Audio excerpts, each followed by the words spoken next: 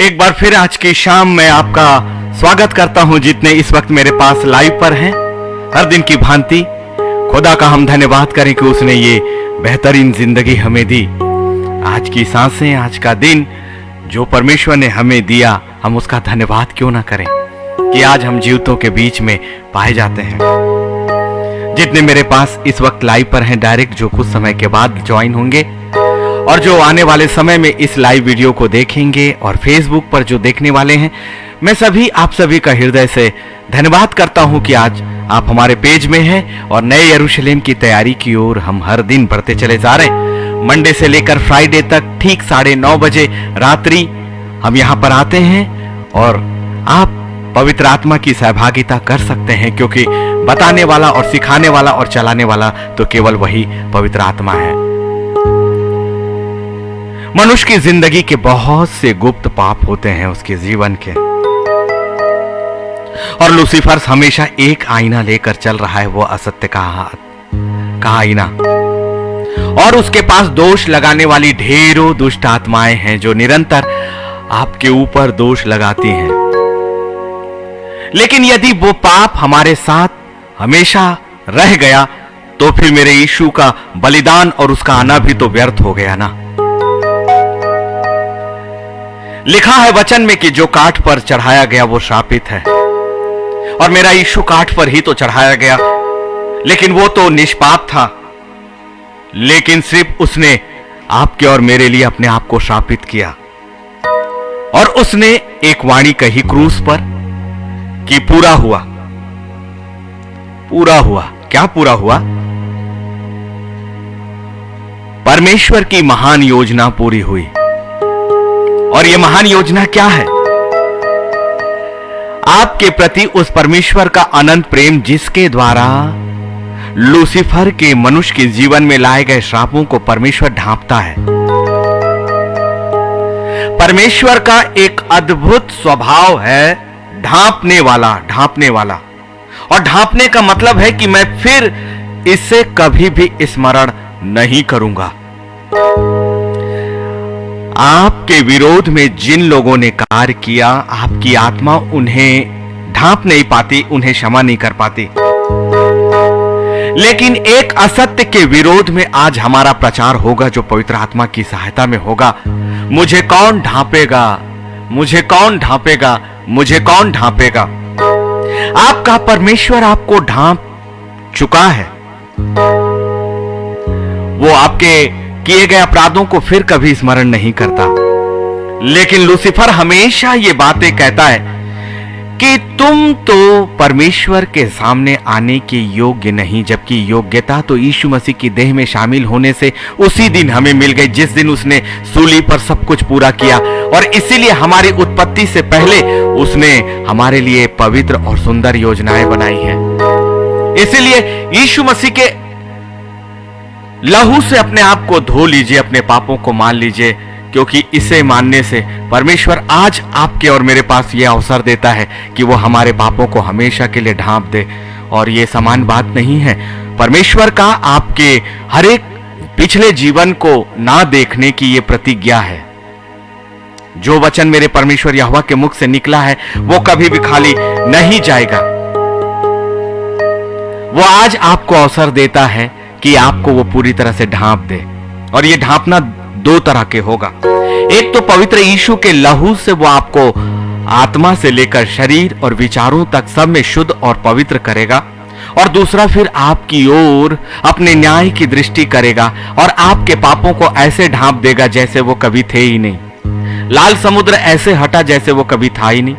यर्दन ऐसे सूख गई जैसे वो कभी था ही नहीं। ऐसे ही आपकी पुरानी जिंदगी ऐसे हट जाएगी जैसे वो कभी थी ही नहीं। मनुष्य उसका लेखा आपसे लेंगे, आपके सामने कहेंगे, लेकिन मनुष्यों का छुटकारा व्यर्थ है। इसलिए नीति वचन 3 उसका 5 और 6 कहता है कि तू अपनी समझ का सहारा मत लेना, परंतु संपूर्ण मन से परमेश्वर यहोवा पर भरोसा करना। इसलिए क्यों ना अपनी जिंदगी परमेश्वर के हवाले कर दे। आइए उसके हवाले करें। पवित्र परमेश्वर में आपका धन्यवाद करते हैं। खुदावन, आपके पवित्र सिंहासन में हम अपने आप को लेकर आते हैं राजा।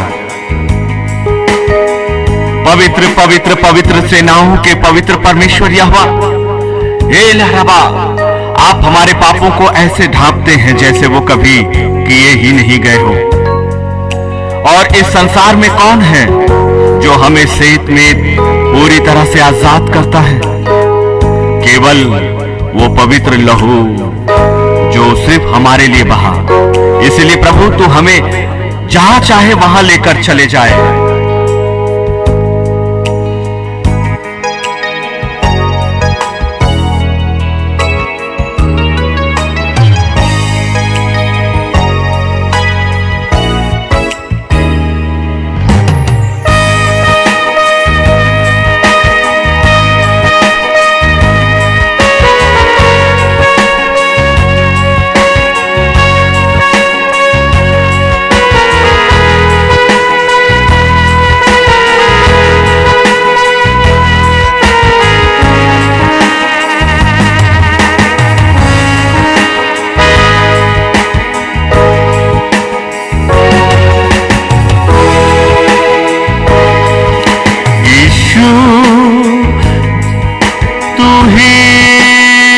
हवाले ले चले यीशु, तेरे हवाले ले चल जहां ले जाए। यीशु, तेरे हवाले ले चल जहां ले जाए। मेरा हाथ थामे मुझको, मेरा हाथ थामे मुझको, ले चल जहां ले जाए। मेरा हाथ थामे मुझको, मेरा हाथ थामे मुझको, ले चल जहां ले जाए। यीशु, तेरे हवाले ले चल जहां ले जाए।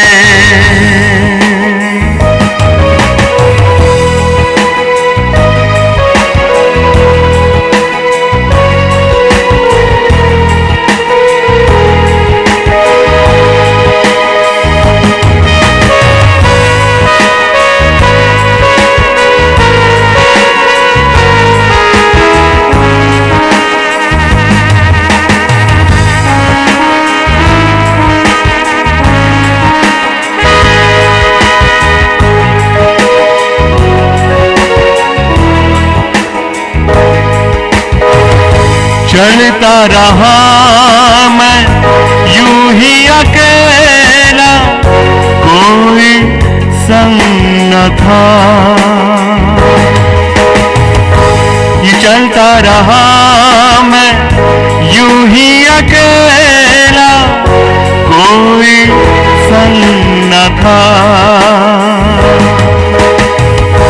हाथ बढ़ा कर तूने संभाला, एक तू ही तो था। हाथ बढ़ा कर तूने संभाला, एक तू ही तो था। यीशु, तेरे हवाले ले चल जहां ले जाए। यीशु, तेरे हवाले ले चल जहां ले जाए। मेरा हाथ थामे मुझको, मेरा हाथ थामे मुझको, ले चल जहां ले जाए। मेरा हाथ थामे मुझको, मेरा हाथ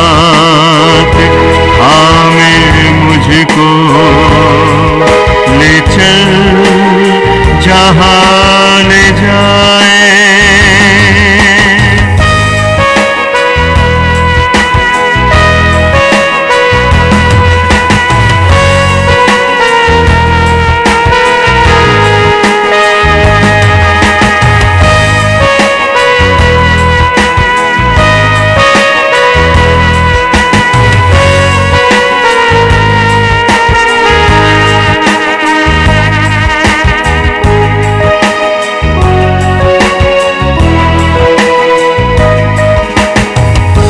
प्यार से मेरे आंसू वो पोंछे, दर्द मेरे उठाए। प्यार से मेरे आंसू वो पोंछे, दर्द मेरे उठाए। मुझको उठाकर गले से लगाए, प्यास मेरी बुझाए। मुझको उठाकर गले से लगाए, प्यास मेरी बुझाए। यीशु तेरे हवाले ले चल जहां ले जाए। यीशु तेरे हवाले ले चल जहां ले जाए। मेरा हाथ थामे मुझको, मेरा हाथ थामे मुझको, ले चल जहां ले जाए। मेरा हाथ थामे मुझको, ले चल जहां ले जाए। ले चल जहां ले जाए। ले चल जहां ले जाए।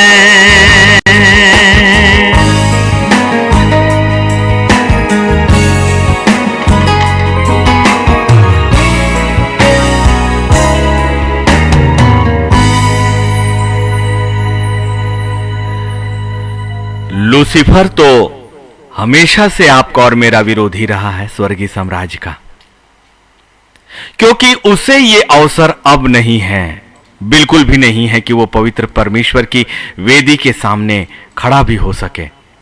लेकिन अवसर केवल और केवल हमें है, हमेशा के लिए, अनंत काल की जिंदगी के लिए। और इसी बात का तो उसे ईर्ष्या भी है और जलन भी है आपसे। मुझे कौन ढांपेगा मेरी जिंदगी के उन बातों से जो मेरी जिंदगी में गुजरी है? कौन मुझे पूरी तरह से आजाद करेगा उन मेरे भूत की बातों से, जो मेरी जिंदगी में, पिछली जिंदगी में जो कुछ भी हुआ, चाहे वो मेरी जिंदगी में जाने हुआ या अनजाने हुआ या परिस्थितियों की वजह से हुआ। लेकिन नीति वचन 3 उसके 5 और 6 में हर दिन की भांति पवित्र आत्मा की वो बातें जो वो आपसे और मुझसे कहता आया है कि तू अपनी समझ का सहारा मत लेना, लेकिन संपूर्ण मन से परमेश्वर यहोवा पर भरोसा करना।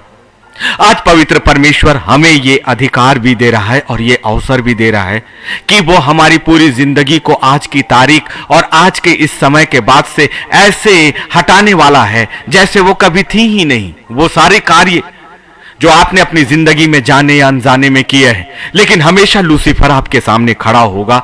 इस दुनिया के लोग आपके सामने खड़े होंगे। आपकी पुरानी वो जिंदगी जो कभी मनुष्यों के अनुसार थी, मनुष्यों के लिए थी, मनुष्यों के कमिटमेंट से थी, मनुष्यों के द्वारा थी, मनुष्यों की समझ में थी, उससे वो लेकर आपकी उस योजना से आपको हटाने की कोशिश करेगा जो महान परमेश्वर के मस्तिष्क में आपकी माता के गर्भ में रचे जाने से पहले बनाई गई।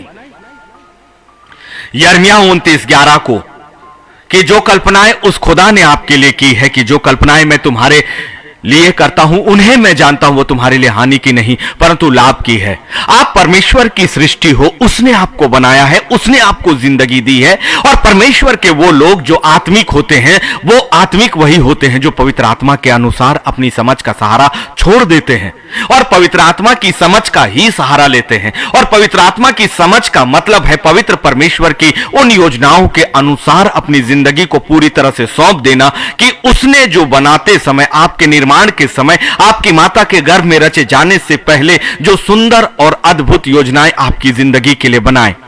मनुष्य की जिंदगी बहुत सी बातों से होकर गुजरती है। आप अपनी पिछली जिंदगी को देखोगे तो रिश्तों से होकर, परिस्थितियों से होकर, संपत्तियों से होकर, लोगों के बीच में से होकर आपकी जिंदगी गुजरते चली गई और लोग आपके जीवन में आते गए, जाते गए, धन और संपत्तियां आपके साथ आती गई, जाती गई, रिश्ते आपके पास आए और जाते गए, ना जाने कितनी और कितनी और कितनी बातें। लेकिन इन सब के ऊपर यदि ये सारी योजनाएं आपकी अपनी बुद्धि, अपनी समझ की थी तो एक बार अभी हमें रुकना होगा। यदि हम ये कहते हैं कि हमने आत्मिक जिंदगी में अपने आप को सौंपा है तो तब तक वो सही नहीं है जब तक एक भी अंश यदि हमने अपनी समझ का उसमें सहारा लिया है, अपनी पुरानी जिंदगी का सहारा लिया है। क्योंकि मेरे परमेश्वर की महिमा के आगे ये संसार कुछ भी नहीं और ये संसार मेरे परमेश्वर के पैरों की चौकी है। और इसीलिए उसने कहा कि मनुष्यों का आसरा व्यर्थ है। और पवित्र परमेश्वर हर दिन की भांति आज भी आपसे यह कह रहा है कि तू अपनी समझ का सहारा मत लेना। और एक बात और कि मनुष्य कभी भी तुम दो स्वामियों की सेवा नहीं कर सकते। इसलिए आप शरीर और आत्मा को एक साथ लेकर कभी नहीं चल सकते क्योंकि शरीर की जिंदगी आत्मिक जिंदगी हो ही नहीं सकती है।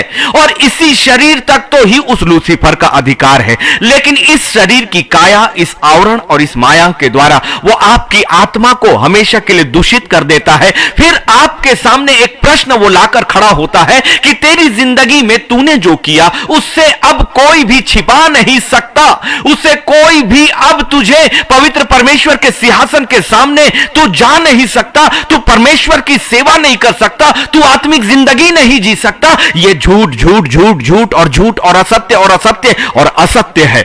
क्योंकि मेरे परमेश्वर ने अभी हमें अवसर दिया है, इसीलिए तो पवित्र आत्मा हमारे पास आ गया, इसीलिए तो पवित्र आत्मा अपने रहस्यों तक हमें लेकर जा रहा है हर दिन। और नए यरूशलेम की तैयारी हम करते चले जा रहे हैं। इस पेज का उद्देश्य ना तो प्रदर्शन है परंतु सिर्फ और सिर्फ पवित्र परमेश्वर के सामने समर्पण, और वो समर्पण स्थायी जीवन के लिए, स्थायी मुकुट को पाने का, स्थायी जिंदगी को पाने का, आत्मिक साम्राज्य को पाने का, तीसरे स्वर्ग तक, नए यरूशलेम के सिंहासन तक हमें पहुंचना जो हमारा अधिकार है। और हमारे यीशु ने जो अधिकार अपनी देह में होकर हमें दे दिया है। मुझे कौन ढांपेगा? प्रकाशित वाक्य 12 और उसका 10वां कलाम से आज पवित्र आत्मा कुछ बातों को आपके और मेरे सामने शुरुआत करना चाह रहा है। Book of revolution chapter 12 and verse 3, प्रकाशित वाक्य उसका 12वां अध्याय और उसका 10वां कलाम। फिर मैंने स्वर्ग पर से यह बड़ा शब्द आते हुए सुना।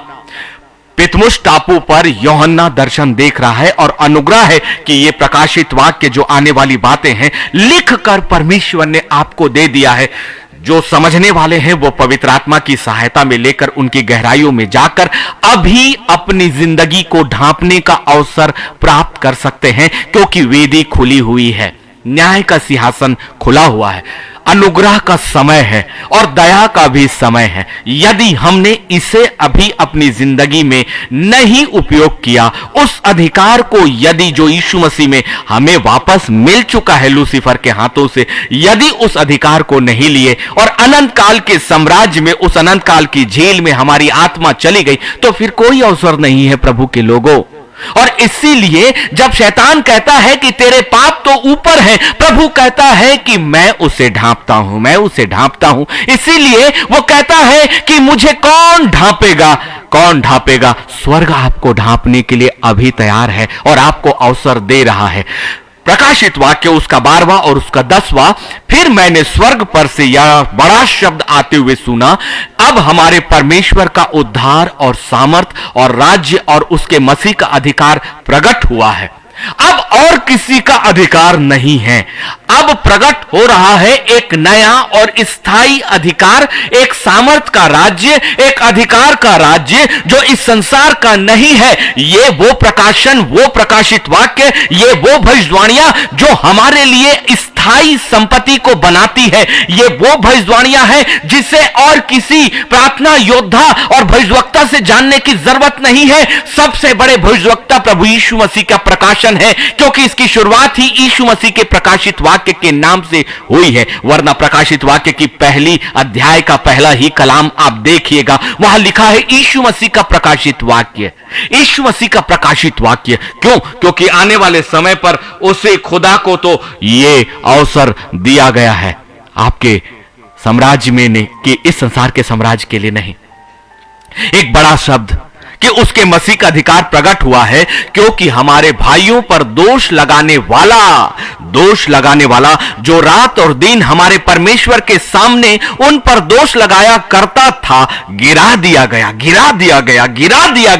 अब वो दोष लगाने वाला जो मुख्य प्राणी था, जो लूसीफर था, अब देखिए प्रकाशित वाक्य 12 और 10 में क्या कहता है कि एक बड़ा शब्द हुआ कि हमारे परमेश्वर का उद्धार और सामर्थ और राज्य और उसके मसीह का अधिकार प्रकट हो गया।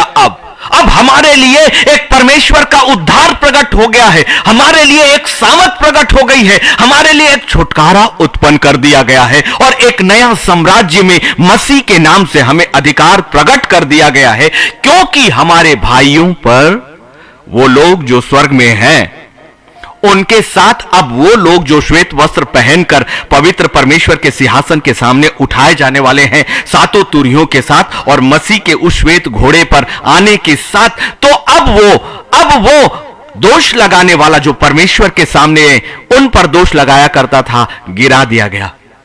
इसलिए अब आपके ऊपर दोष लगाने वाला परमेश्वर के सामने अधिकार प्राप्त नहीं है, लेकिन पवित्र परमेश्वर के सामने अधिकार प्राप्त कौन है? आप हो, आप। उत्पत्ति 3 और उसका 7वां कलाम देखिए। क्या हुआ जब आदम और हवा ने पाप किया? तब यहां लिखा है उत्पत्ति की किताब उसके 3 और उसके 7वें कलाम में, तब उन दोनों की आंखें खुल गई और उनको मालूम हुआ कि वे नंगे हैं, सो उन्होंने अंजीर के पत्ते जोड़ जोड़कर लंगोट बना लिए। आपकी जिंदगी में जो नग्नता है ना, जब पवित्र परमेश्वर आपकी आत्मिक आंखों को खोलता है और जब पवित्र परमेश्वर आप पर दोष नहीं लगाता, परंतु आप पर जब अपना अनुग्रह करता है और उसकी दया से जब आपको क्षमा मिलती है, तब पवित्र आत्मा आपकी उस नग्नता को, जो आपकी पुरानी जिंदगी है, आपके सामने इसलिए रखता है ताकि वो आपको दिखाए कि अब के बाद ये तुम्हारी नग्नता जो थी ना, अब वो परमेश्वर के लेखे में अब दिखाई नहीं देने वाली और परमेश्वर अब तुम्हें एक नया वस्त्र पहनाने वाला है। क्या हुआ जब आदम और हवा की आंखें खुली तो उन्हें मालूम हुआ कि वे नंगे हैं। हमारी भी आत्मिक आंखें जब तक नहीं खुलती तब तक हमारे संसार के कार्य हमें अच्छे लगते हैं, लेकिन उनकी नग्नता हमें दिखाई नहीं देती, हमें पता ही नहीं होता, क्योंकि तब तक हम लूसीफर की नजरों से उन बातों को अच्छा समझाए जाते हैं, अच्छा दिखाए जाते हैं, हमारे लिए लाभ का बताया जाता है। और यही तो सबसे बड़ा कारण है कि वो नग्नता जो हमने अपनी जिंदगी में रखी है, जो पवित्र परमेश्वर के सामने एक लेखे की नहीं, जिसे पवित्र परमेश्वर कभी भी पवित्र नहीं मानता है, इस आत्मा के साथ वो आपको अधिकार देता है कि तुम्हारी आत्मिक आंखों को मैं खोलने जा रहा हूं। वैसे ही जैसे आदम और हवा ने तो पाप करने के बाद उनकी इस आत्मिक आंखें बंद हुई और सांसारिक आंखें खुली, लेकिन अब इस अनुग्रह के युग में, अब पिता पवित्र परमेश्वर के न्याय के युग में उल्टा हो रहा है कि वो आपकी और मेरी आत्मिक आंखों को खोलेगा और संसार की आंखों को बंद कर देगा और फिर आपको अपनी नग्नता दिखाई देने लगेगी कि मेरी जिंदगी के भूत में क्या था। लेकिन ऐसी समय पर आप परमेश्वर का धन्यवाद दीजिए। क्या हुआ यहेजकेल 16 और 8 में उसने क्या भविष्यवाणी करी है परमेश्वर ने?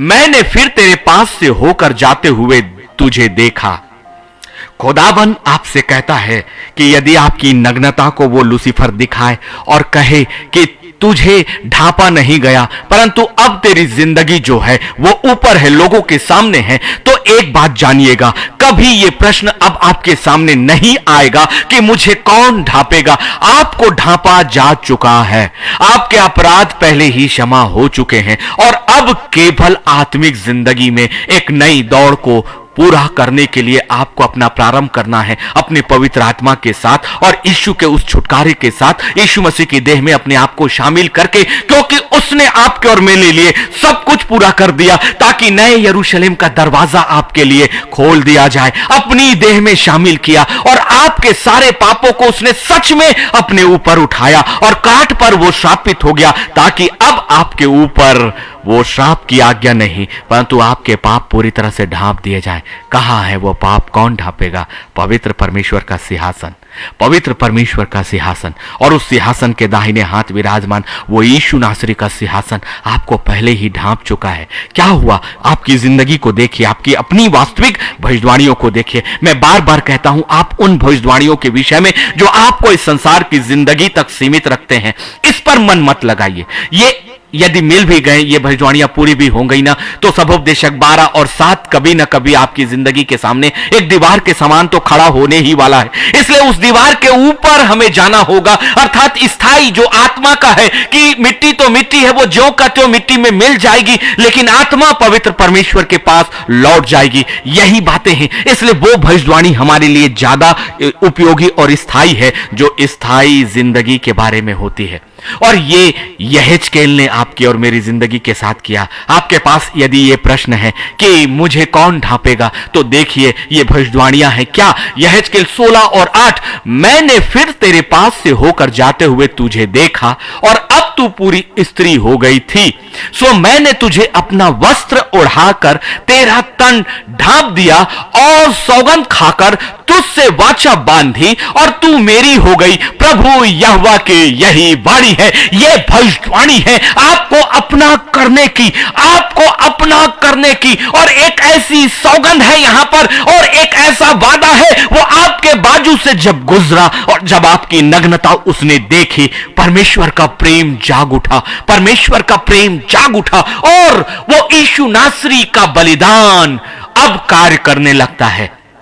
सिर्फ आपकी स्वीकार्यता के साथ ये वास्तविक भविष्यवाणी को लीजिए और अपने पवित्र परमेश्वर से यहेजकेल उसके 16 और 8 में उस परमेश्वर की वाचा से अपने आप को बांध लीजिए कि प्रभु, जब इस संसार के लोग मेरी बीती जिंदगी से होकर गुजरते हैं, वो मेरी बीती जिंदगी को मेरे वर्तमान में भी लेकर आते हैं और भविष्य में भी लेकर आएंगे और कहेंगे कि तुमने हमारे साथ रहने का वादा किया था, तुमने हमारे साथ इस जिंदगी का वादा किया था। बहुत से लोग कहेंगे कि तुम तो धन दौलत और हर एक ऐश्वर्य से भरपूर थे, अब तुम्हें ये बातें क्यों नहीं, तुमने तो हमारी जिंदगी भी तबाह करी। आपके बच्चे कहेंगे कि मेरे माता और पिता तो मूर्ख और मूर्ख और मूर्ख है, जो इस संसार की सारी योजनाओं से अपने आप को हटाकर एक ऐसी योजना में लेकर जा रहे हैं जहां कुछ भी नहीं, लेकिन प्रतिज्ञा आपके लिए हमेशा के लिए है जो पूरी हो रही है, पूरी हो रही है। अपने आप को जानिए कि आपके लिए पहले ही भविष्यवाणी कर दी गई है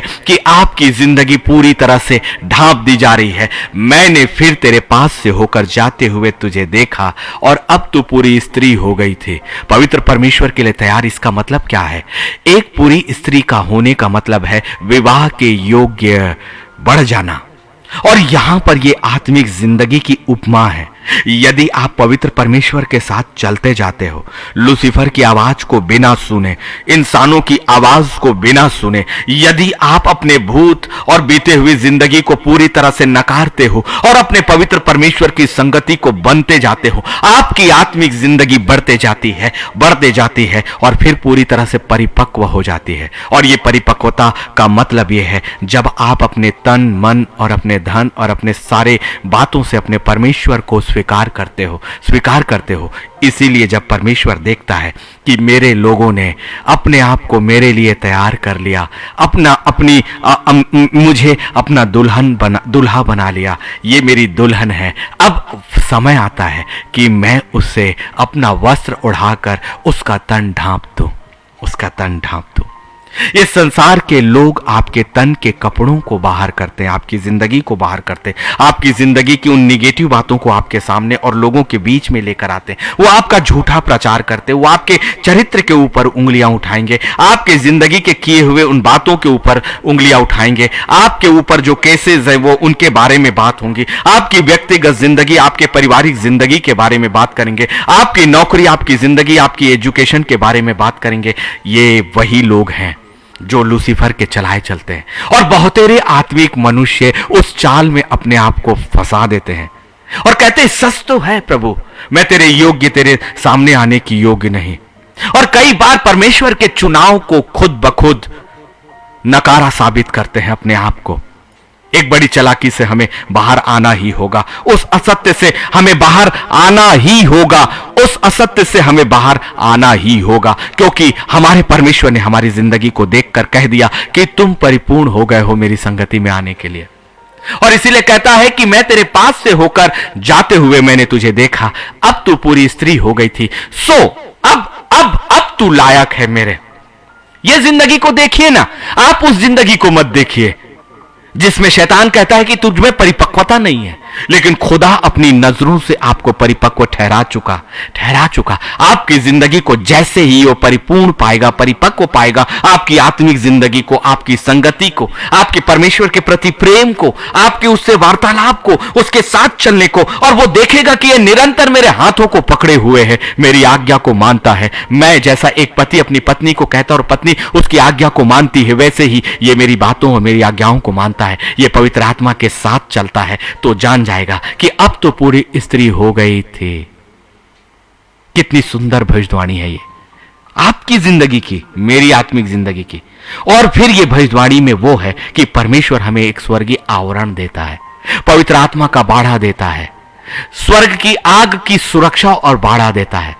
ये सांसारिक नहीं है इसलिए दिखाई नहीं देते, लेकिन ये स्वर्गीय आवरण से वो आपको ढांपता है। यही बात वो कहता है, सो मैंने तुझे अपना वस्त्र उड़ाकर तेरा तन ढांप दिया। आप सुरक्षा में आ गए भाई, आप पवित्र वेदी की आग को पहन लेते हो, पवित्र यीशु के लहू को आप ढांप दिया जाता है, यीशु मसीह की देह में आपको शामिल कर दिया जाता है, स्वर्ग दूतों का बाड़ा आपके शरीर और आपके वातावरण के चारों ओर आ जाता है, और सौगंध खाकर तुझसे ये वाचा बांधी और तू मेरी हो गई। देखिए, परमेश्वर ने आपको कह दिया कि तुम मेरे हो गए हो, मैं तुमसे सौगंध खाता हूं। और आपकी सौगंध कहां है कि चाहे सुख में हो, चाहे दुख में, चाहे संपत्ति में हो, चाहे विपत्ति में, मेरा स्वर्गीय दुल्हा मैं तुझसे ही बंधा रहूंगा। इस संसार के वादे आपके संसार के शरीर तक है, और इसीलिए वहां पर वादा है कि जब तक मृत्यु हमें अलग ना करे तब तक मैं तेरी सुधि लूंगा, तब तक मैं तेरे साथ रहूंगा। लेकिन ये वादा इस संसार का नहीं, इसलिए अनंत काल की वाचा है, और ये सौगंध किसी मनुष्य ने नहीं, खुदा ने आपसे बांध दिया है। इसलिए यहोशकेल 16 और 8 के लिए अपने परमेश्वर का धन्यवाद दीजिए और इस वाचा से अपने आप को बांधिए। और अब आपके पास ये प्रश्न जो आता है कि मुझे कौन ढांपेगा, तो आप तो पहले ही ढांप दिए गए, और आपको परमेश्वर ने एक पूर्णता में देखा और आपसे उसी वक्त सौगंध बांधी, और उस सौगंध के बाद उसने आपसे वाचा बांधी और कह दिया कि अब तू मेरी हो गई। प्रभु यहोवा की यही वाणी है, और जो वाणी मेरे परमेश्वर की है उससे कौन है जो बदल पाया है। इसीलिए वो कहता है यशाया 47 और 3 में, तेरी नग्नता उघाड़ी जाएगी। अब ये दूसरी तरह की बातें हैं। यदि हमने अपने पवित्र परमेश्वर के सामने अपने आप को प्रदर्शित नहीं किया, अपने आप को लाया नहीं, अपने आप को परिपक्वता के साथ नहीं लाया, और हम उल्टी दिशा पे चले, लूसीफर की दिशा में, लूसीफर कहेगा कि तुम्हें कोई नहीं देख रहा इस संसार में, तुम्हारी जिंदगी को कोई नहीं जानता, जो कमरे के अंदर, तुम्हारे विचारों के अंदर, तुम्हारी व्यक्तिगत जिंदगी में जो हुए उसे कोई भी नहीं जानता, मनुष्य नहीं जानता, हमारे रिश्ते नहीं जानते, हमारे परिवार के लोग नहीं जानते, हमारा पति नहीं जानता, हमारी पत्नी नहीं जानती, हमारे माता पिता भाई बहन नहीं जानते। लेकिन परमेश्वर यहोवा की आंखों से कुछ भी नहीं बचा। जब लूसीफर जैसी सामर्थ नहीं बच पाई, जैसे उसने मन में अपने आप को स्वर्ग में अधिकार करने का विचार उसने किया, परमेश्वर ने उसे तत्काल उस जगह से बाहर कर दिया। लेकिन अब देखिए एक और भविष्यवाणी थी, तो वो यह हिजकेल के द्वारा थी जो वाचा थी आपको अपना करने के। लेकिन एक और भविष्यवाणी है जो यशाया 47 और 3 में है, इसे भी तो गौर करना होगा। इसीलिए हमने अपनी अपनी समझ का यदि प्रचार किया तो वो अधूरा है। यदि लोगों को केवल प्रसन्न करने का यदि हमने प्रचार किया तो वो मनुष्य की बुद्धि है। लेकिन नीति वचन 3 और उसका 5 और 6 कहता है कि तू अपनी समझ का सहारा मत लेना, लेकिन संपूर्ण मन से परमेश्वर यहोवा पर भरोसा रखना। लेकिन अब यशाया 47 और 3 भी देख लीजिए, जिससे हमें बचना होगा।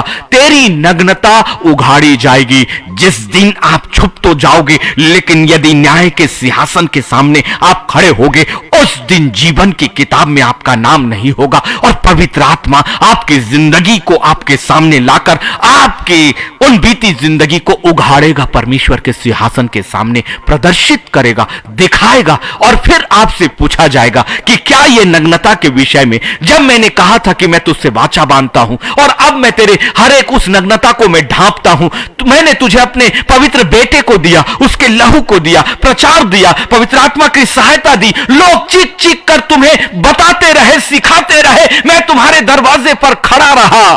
उस वक्त तुमने क्यों नहीं अपने आप को अपने पवित्र परमेश्वर के सामने लाए? मौका अभी है, इसलिए अभी हम लाएंगे। और परमेश्वर के अनुग्रह के लिए भी इस समय को हम धन्यवाद और धन्यवाद और धन्यवाद के साथ क्यों नहीं उस पवित्र परमेश्वर का धन्यवाद करें। इस वचन के लिए भी हमारी जिंदगी की वो भविष्यवाणियां जो भविष्यवाणियां हमारी जिंदगी में पूरा नहीं होनी चाहिए। तेरी नग्नता उघाड़ी जाएगी और तेरी लज्जा प्रकट होगी, मैं बदला लूंगा और किसी मनुष्य को ग्रहण ना करूंगा। बाप रे बाप, किसी मनुष्य को, किसी भी मनुष्य को, किसी भी मनुष्य को, यस हो सकता है मैं एक अच्छा प्रचारक आपको लगता हूं, हो सकता है मैं एक अच्छा आराधक आपको इस वक्त लग रहा है, हो सकता है कि हमारे पेज में कई बातें बहुत अच्छी है। यस, पवित्र परमेश्वर का कलाम कभी खाली नहीं जाएगा। इस कलाम से हजारों और करोड़ों आत्माएं अपनी नग्नता को ढांप देंगी और पवित्र परमेश्वर के सामने आएंगी और पवित्र परमेश्वर उस मनुष्य अर्थात उस आत्मा को ग्रहण करेगा इस यशाया 47 और 3 के विरुद्ध में, क्योंकि अब ये एक निगेटिव भविष्यवाणी है जो आपकी जिंदगी की है और हर निगेटिव भविष्यवाणियों को परमेश्वर पॉजिटिव करने का अधिकार रखता है। अब्राहम लगातार पवित्र परमेश्वर के सामने लड़ता रहा, मूसा भी लड़ता रहा कि प्रभु इन्हें क्षमा कर, इन्हें क्षमा कर, इन्हें क्षमा कर। और कई बार परमेश्वर ने नाश करने की अपनी इच्छाओं को बदल दिया है ना। सच में परमेश्वर अपनी योजनाओं को बदलता है। यशाया 47 और 3 से सावधान रहें, तेरी नग्नता उघाड़ी जाएगी। मनुष्यों से हम पूरी जिंदगी बच जाएंगे, हमारा शरीर हम समाप्त हो जाएगा और उसके साथ हमारे वो कार्य भी लोगों के सामने ढक जाएंगे, कभी सामने नहीं आएंगे। लेकिन परमेश्वर के सिंहासन के सामने क्या होगा? तेरी नग्नता उघाड़ी जाएगी और तेरी लज्जा प्रकट होगी, मैं बदला लूंगा, मैं बदला लूंगा और किसी मनुष्य को ग्रहण ना करूंगा। अभी हमारे पास अवसर है। परमेश्वर का उस बदले का मतलब है हमें स्वर्गीय साम्राज्य में हमेशा के लिए नकार दिया जाना, क्योंकि उसने स्पष्टता के साथ कहा कि मैं किसी मनुष्य को ग्रहण ना करूंगा। जो वचन मेरे परमेश्वर के मुख से निकलता है वो कभी भी खाली नहीं गया है। खुदा के लोगों, अभी हमारे पास समय है कि मुझे कौन ढांपेगा। मेरे खुदा ने तो हमें पहले ही से ढांप दिया है और अब देखिए यहेजकेल के माध्यम से फिर से आपको ढांपने की वाचा बांधी प्रभु ने। धन्य है ऐसे भविष्यवक्ता जिन्होंने इस जिंदगी की नहीं, नए यरूशलेम की, आपके पापों की क्षमा की और वास्तविक स्थान की भविष्यवाणियां करी। यही सही भविष्यवाणियां है। यदि धन, संपत्ति, शादी, ब्याह, बच्चों की भविष्यवाणी है तो वो इस संसार की भविष्यवाणियां हैं। और इस संसार की भविष्यवाणियों तक आपको सीमित रखना मतलब लूसीफर तक आपको सीमित रखना, यही पहचान है सच्चे और झूठे भविष्यवक्ताई आत्मा की कि कौन प्रभु की ओर से है और कौन लूसीफर की ओर से है। लूसीफर हमेशा संसार तक की भविष्यवाणी करेगा और संसार तक की भविष्यवाणियों में आपको रखेगा और सपोपदेशक 12 और 7 की सच्चाई को आप तक लाने वाला नहीं, क्योंकि पवित्र आत्मा की गई भविष्यवाणियां संपूर्ण बाइबल पर आधारित होती है, वो एक जगह पर आधारित नहीं होती। लेकिन लूसीफर की भविष्यवाणियां एक असत्य, क्योंकि उसने कहा है ना, उसने कहा कि तू निश्चय नाश ना होगा, लेकिन नाश तो हुआ ना मनुष्य। उसने झूठ कहा ना, उसने यीशु मसीह से भी कहा ना कि लिखा है कि वो तेरे निमित्त अपने दूतों को आज्ञा देगा कि वो तुझे हाथों हाथ उठा ले, कि कहीं ऐसा ना हो कि पत्थर से ठेस लिखे। ये जगह सही थी ना, भजन संहिता 91 में है ना। ये इसी वचन को यीशु मसीह के सामने लिखा गया ना, और इसलिए उसने अधूरी बात कही। लेकिन यीशु मसीह ने कह दिया ना कि ये भी तो लिखा है कि तू अपने परमेश्वर की परीक्षा मत कर। तब शैतान उसके सामने से भाग खड़ा हुआ। इसीलिए झूठे प्रेरित और झूठी भविष्यवक्ता आपको झूठी भविष्यवाणियां केवल एक जगह से कहेंगे और केवल उस सुसमाचार को दिखाएंगे। क्या आप इसके स्वभाव को नहीं पहचान रहे हैं? लेकिन पवित्र आत्मा आपको उत्पत्ति 1 अध्याय के पहले कलाम से लेकर प्रकाशित वाक्य के अंतिम कलाम तक बांध कर रखेगा और सम्मिलित बातों के बाद आपके जीवन की भविष्यवाणी करेगा। That is the difference. ये सबसे बड़ा डिफरेंस है। इसीलिए लोगों को पहचानिए। लोग आपको वचन दिखाते हैं और आपको लगता है कि ये बातें तो वचन में है, लेकिन पवित्र आत्मा जो दिखाता है संपूर्ण वचन को आपके सामने रखता है। यही सबसे बड़ी भिन्नता है। आपके पाप ढांप दिए गए, आपके पाप ढांप दिए गए। क्यों? क्योंकि यहेजकेल 16 और 10 में फिर से उसकी भविष्यवाणियां जो यशायाह के माध्यम से की गई, परमेश्वर अब उसे नकारता है। इसीलिए मैंने कहा संपूर्णता बाइबल में संपूर्ण जगह से मिलेगी, एक जगह से नहीं। फिर मैंने तुझे बूटेदार वस्त्र और सईसों के चमड़े की जूतियां पहनाई और तेरी कमर में सूक्ष्म सन बांधा और तुझे रेशमी कपड़ा ओढ़ाया। नई यरूशलेम की तैयारी, नए यरूशलेम की तैयारी। परमेश्वर हमारे लिए हमें सजाता है, हमें बूटेदार वस्त्र पहनाएगा, सुइसों के चमड़े की जूतियां पहनाएंगे और तेरी कमर में सूक्ष्म सन बांधा और तुझे रेशमी कपड़ा ओढ़ाया। ये नए यरूशलेम में यीशु मसीह के लहू से धुलने के बाद जो श्वेत वस्त्र है, ये उसकी बातें करता है। आपके अपराध ढांप दिए गए हैं। कौन? मुझे कौन ढांपेगा? आपको पहले ही ढांपा जा चुका है। पहले ही आपके अपराधों को परमेश्वर ने खत्म कर दिया है, समाप्त कर दिया है, क्योंकि यीशु मसीह ने सूली पर कह दिया कि सब कुछ पूरा हुआ। क्या हुआ? एक अन्य जाति राजा के विषय में योना उसका 3 अध्याय और उसके 6वें में है। जब योना ने उस जगह पर प्रचार किया, निनवे में प्रचार किया, तो क्या हुआ? जब यह समाचार निनवे के राजा के कान में पहुंचा और उसने सिंहासन पर से उठकर अपना राज की ओढ़ना उतार कर टाट ओढ़ लिया और राख पर बैठ गया। भाई, एक अन्य जाति जो कभी परमेश्वर को नहीं जानता था, उसने परमेश्वर के कलाम पर विश्वास किया। और हम जिस तक पवित्र परमेश्वर का कलाम कई वर्षों से आ रहा है, परमेश्वर की आत्मा हमारे लिए है, यीशु मसीह ने हमें धोकर शुद्ध कर दिया है, पवित्र यीशु का वो बलिदान उस सलीब पर हो चुका है, लेकिन फिर भी हमारे कान उस सुसमाचार को, जो एक मनुष्य के सुसमाचार ने संपूर्ण निनवे को बदल दिया। एक मनुष्य, साधारण मनुष्य जिसकी कोई पहचान नहीं थी, जो उस राज्य का भी नहीं था, जो निनवे का भी नहीं था, उस पर उस साम्राज्य के राजा ने भरोसा किया, भरोसा किया, भरोसा किया। सोचिए, सोचिए, एक राजा, एक अनजान व्यक्ति जो उसके राज्य में आया और बिल्कुल असंभव बातें कह रहा है कि आज के 40 दिन के बाद यह निनवे नाश कर दिया जाएगा, जो वर्षों और वर्षों नहीं हुआ। जिस राजा की पीढ़ियों ने वर्षों और वर्षों महल में राज कर दिया, केवल एक अनजान व्यक्ति आकर कहता है कि केवल 40 दिन के बाद यह नाश कर दिया जाएगा। उसने विश्वास किया और जैसे उसके कान में पहुंचा, उसने अपना सिंहासन छोड़ दिया, उसने अपना राज की वस्त्र छोड़ दिया, उसने अपनी मध्यस्थता करी। क्योंकि एक राजा जब सिंहासन छोड़ता है तो अपने पीछे उन सारे प्रजा के लिए उसने पवित्र परमेश्वर के सिंहासन के सामने उस पवित्र परमेश्वर को ही महिमा दी और उसे ही महान बनाना माना, जिसे वो कभी जानता ही नहीं था। उसने अपने वस्त्र छोड़ दिए, लेकिन हम जूतियों के साथ, अपने कोट के साथ, अपनी सुंदरता के साथ, अपने वस्त्रों के साथ परमेश्वर की वेदी के सामने वैसे ही खड़े होते हैं। यही तो है कि कभी भी वो प्रार्थनाओं उस स्वर्ग तक नहीं पहुंचेगी, क्योंकि पश्चाताप जब तक नहीं होगा तब तक हमारे पाप नहीं ढांपे जाएंगे। जब एक अगवा ही ढांपा नहीं जाएगा तो उसके पीछे की भेड़ें कैसे ढपेंगी, कैसे ढपेंगी, कैसे ढपेंगी। एक राजा जो निनवे का अपने पवित्र परमेश्वर पर विश्वास करके सिंहासन से उतर गया, अपनी जगह से उतर गया, उसने अपने राज की ओढ़ना उतारकर टाट ओढ़ लिया और राख में बैठ गया। समर्पण, समर्पण, समर्पण, पश्चाताप, पश्चाताप, पश्चाताप। यस, परमेश्वर ने आपके अपराधों को ढांप दिया है, आपका प्रश्न का उत्तर है, लेकिन यह तब है इसीलिए मैंने कहा ना कि पवित्र आत्मा आपको संपूर्णता में लेकर जाएगा। बहुत से प्रचार यहां पर समाप्त हो जाते हैं कि परमेश्वर ने तुम्हारे अपराधों को ढांप दिया, लेकिन यह प्रचार यहां समाप्त नहीं हो रहा है। क्यों क्यों कब?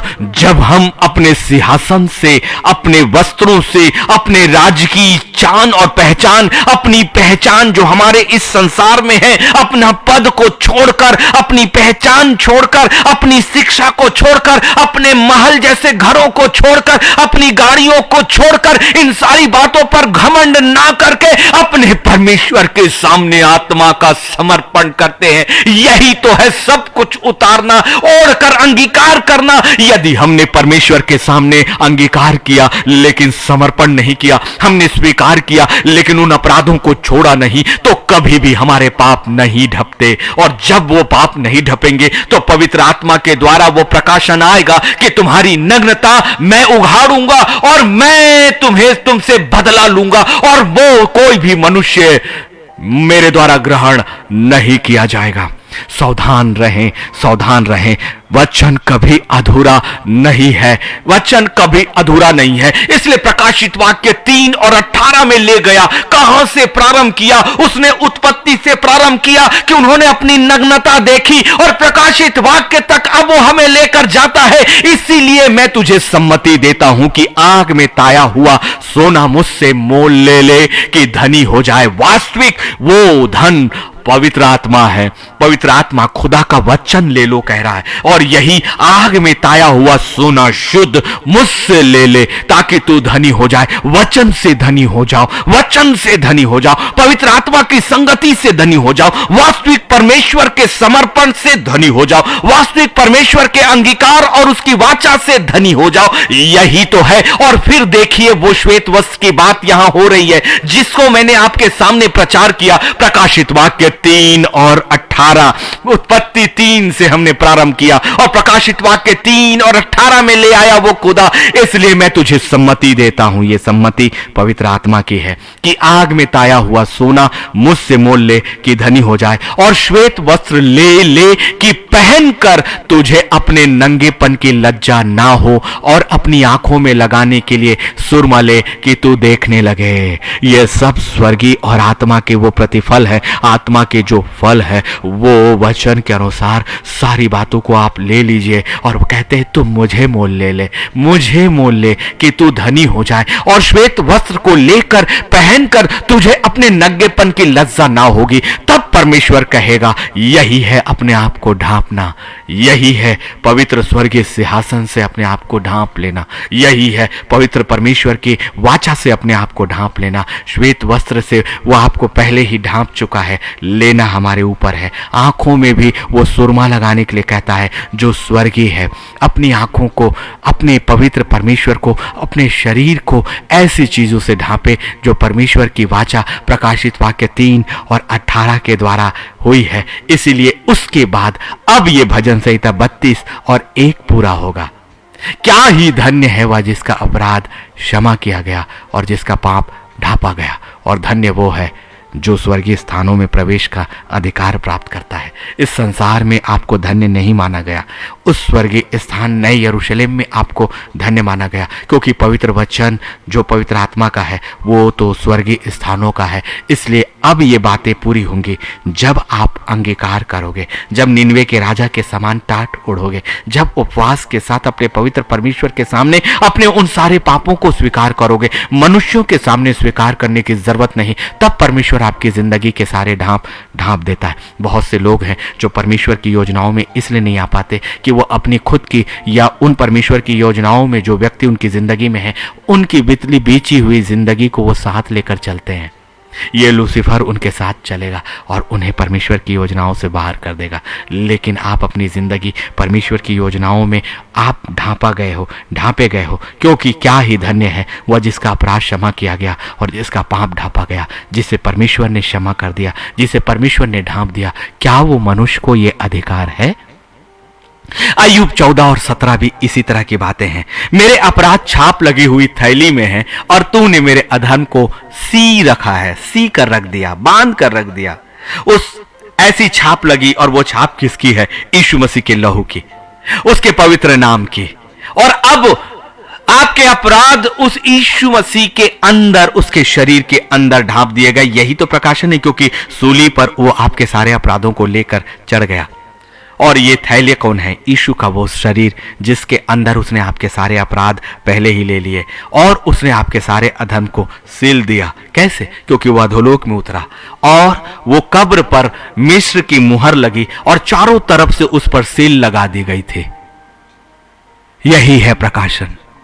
यीशु मसीह के स्वर्ग के उस कब्र के अंदर शरीर में जाना और आपके सारे अपराधों को लेकर जाना, और फिर वो सी दिया गया। इसका मतलब क्या कर दिया? वो कब्र ढांपी गई ना, वो कब्र ढांपी गई, बंद की गई और अब अनंत काल के लिए खोल दी गई। यही चीज है कि आपके अपराध ढांप दिए गए और आपकी आत्मा के लिए अनंत काल की जिंदगी खोल दी गई। वो कब्र का दरवाजा स्वर्गदूत ने खोला।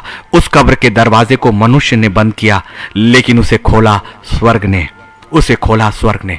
इसलिए आपकी जिंदगी को यदि उसने ढांप दिया है तो अब मनुष्य को अपनी सील लगाने का अधिकार नहीं, मनुष्य को उस योजना में दोष लगाने का अधिकार नहीं। इसलिए दोष लोगों का नहीं, अपने परमेश्वर के सामने निर्दोष बनने के लिए अपनी सारी जिंदगी को उसके सामने मान लीजिए, मान लीजिए, मान लीजिए, मान लीजिए, मान लीजिए। क्योंकि भजन संहिता 85 और 2, तूने अपनी प्रजा के अधर्म को क्षमा किया है और उसके सब पापों को ढांप दिया। सब पापों को, हमारे सारे अधर्म उसने क्षमा कर दिए। क्योंकि यदि हम उसकी प्रजा हैं तो हमारा पिता हमारा मालिक है। पिता, हम आपका धन्यवाद करते हैं हमारे पापों को हमेशा के लिए ढांपने के लिए, और उसे ऐसा मान लिया जैसे वो कभी थे ही नहीं। हम एक नई जिंदगी दे दी प्रभु, एक नया प्रकाशन, एक नया यरूशलेम की तैयारी और एक आत्मिक जिंदगी जहां पर शरीर और शरीर की अभिलाषाएं कभी स्थान नहीं रखती हैं। आपने शरीर के सारे कामों को ऐसे ढांप दिया जैसे वो कभी थे ही नहीं, और अब किसी को अधिकार नहीं, और होगा भी कैसे? क्योंकि हम तो दाम देकर मोल लिए गए। और आपने कहा कि मुझे मोल ले लो, उस श्वेत वस्त्र को पहन लो। यस प्रभु, वो हमारे लिए पहले से ही तैयार है। धन्यवाद और धन्यवाद करते हैं कि हमारी तैयारी आपने फिर से कराई प्रभु, यीशु मसीह के नाम पर। आमीन, आमीन, आमीन। मैं परमेश्वर का धन्यवाद करता हूं आज के दिन के लिए, इस समय के लिए, कि मुझे उसने ढांप लिया और आपको भी उसने ढांप लिया। कल का दिन ठीक 9:30 बजे फिर से नए प्रकाशन के साथ आएंगे। प्रभु हम सबको बहुतायत की आशीष दे।